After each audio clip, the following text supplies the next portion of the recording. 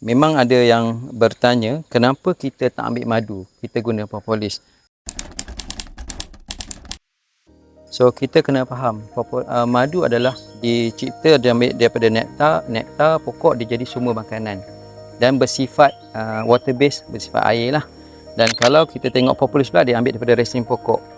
So khasiat madu dengan propolis kita tak boleh nak banding apple to apple. Masing-masing mempunyai khasiat tersendirilah. Cuma dalam kes madu ni adalah lebih berminat untuk makanan dan bersifat air, water base. Kalau kita nak combine dengan minyak zaitun, propolis adalah bersifat oil base dan minyak zaitun adalah berbentuk minyak.